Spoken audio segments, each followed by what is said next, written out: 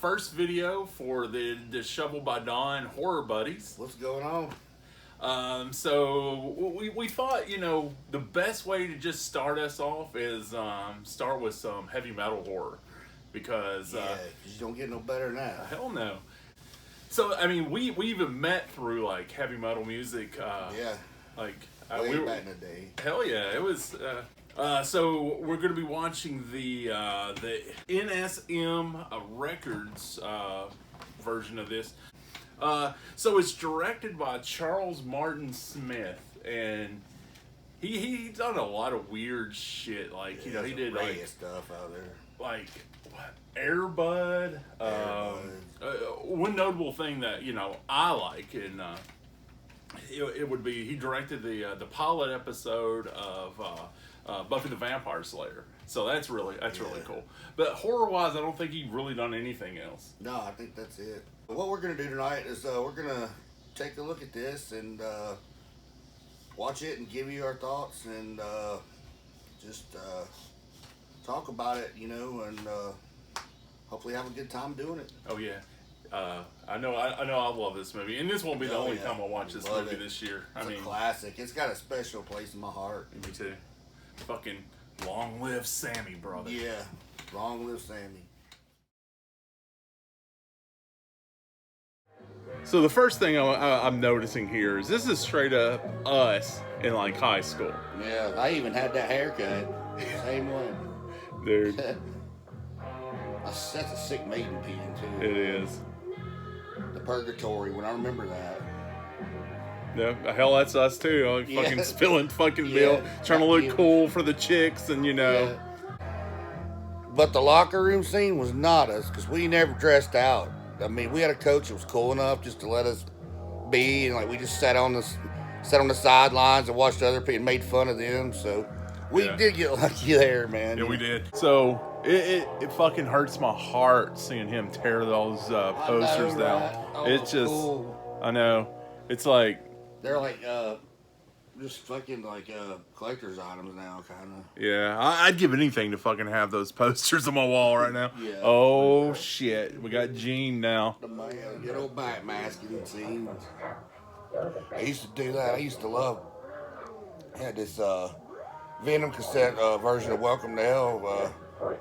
For all you guys born this century, a cassette's like a tape that you know had ran tape through it, and you take the tape out and turn it inside out, and it would play it backwards. You'd fuck the whole tape up doing it, but I don't know, for some reason I wanted to do it, see what it said, and then I got a bunch of shit at Corona saying Satan, reign in hell, and all this. I'm gonna kill your soul, and I was thrilled by it. It was crazy, man. Yeah, I remember I had the Possessed 7 Churches on vinyl, and I had my dad's record player, and I fucking would sit there and try to play the intro backwards and shit. Yeah. Used to scare the hell out of his sister doing that, man. Oh yeah. We would mess with her, and she would run screaming. Oh, I think there's demons coming out right now. Yeah, doesn't roll his eyes up. Like the Undertaker. Yeah. That was so cool. I guess it's IMDb classifies this as a horror comedy. Like, I mean, we've already laughed a few times, but I mean, I don't. Growing up, I never saw this as a horror comedy. Me either. I mean, I guess watching it with, you know, today's eyes, you know, maybe, but I would have never classified this as a horror comedy. Yeah. I wouldn't think, like, comedy never crossed my mind either when I first seen it. So we're now at the part where the preppy asshole left the car. The chick is just randomly found a tape that Eddie gave the preppy, and she's getting made love to with the tape. I mean, that scene. I mean, it's pretty hot. Yeah. I mean, it is. Yeah. That ear effect, dude. Yeah, that's awesome. I always loved that. Yeah. I'd like to see us do. I don't want to say millennials, because maybe even a little younger. I don't know what they're calling this new generation, but even younger than millennials. Like, because when this was made and like when we were growing up, like, these guys really are like gods, like to us, like Sammy Kerr's to him. Oh yeah. Well, we had the same, we were feeling, towards, Blackie Lawless, Gene Simmons. Oh yeah, all those cats. Yeah. And like, because all you had was records and like magazines and nowadays with the internet you got like live chats, you got social media. Yeah. You find out what they had for breakfast. Yeah, you're fucking And they're following more them on their human. Instagram. You're following them on their Twitter. Right, and yeah. they seem more human to you than they were like gods to us. I just like to know what they thought after watching this. If you've seen this movie and you're a younger generation or whatever, or however old you are, just let us know in the comments, man, like what you think of it. If you're a younger person than what we are, Where Captain America may have America's ass, Sammy Kerr for sure has a motherfucking heavy metal ass. I mean, do you agree? I mean yeah.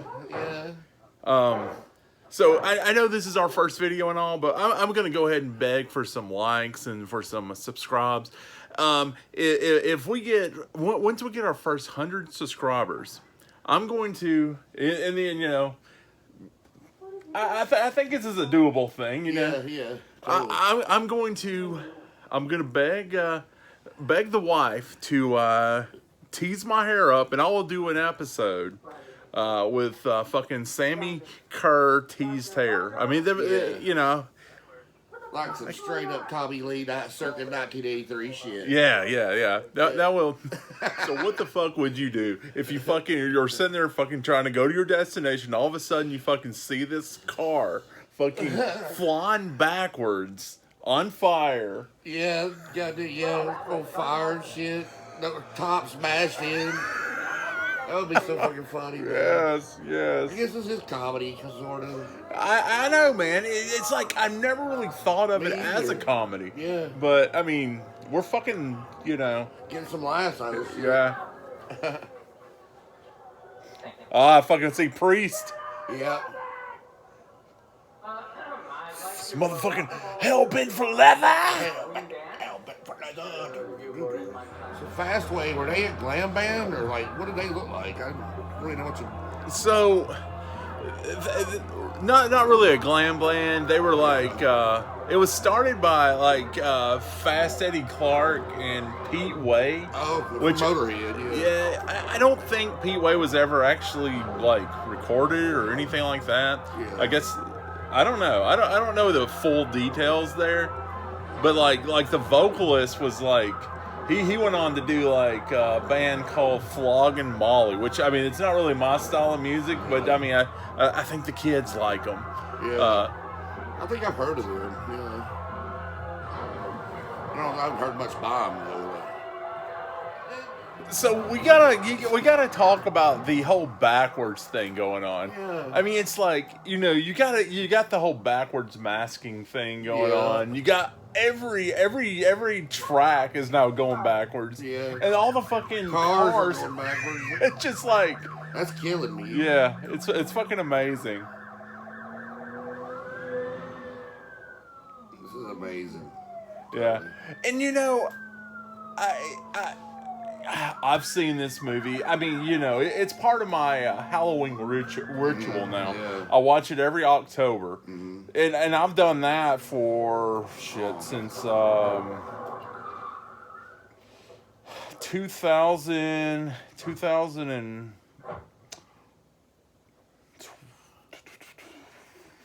2009 maybe. Mm-hmm. I've like played this movie every fucking year. And this whole backwards thing is really just hitting me. It's like I'm sitting there thinking, why the fuck is this car going backwards? Yeah. But then I'm like, well, the music's going backwards. So that's obviously why it's going backwards, right? I mean, in reverse.